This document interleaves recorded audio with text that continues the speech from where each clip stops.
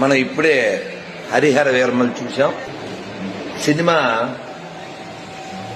మనం ఎలాంటి స్థితిలో ఇంతకు ముందు ఉన్నాం, ఎలా మనం తయారవ్వాలి, పవన్ కళ్యాణ్ చాలా చక్కగా చాలా సింపుల్ గా నటించి చూపించడం జరిగింది.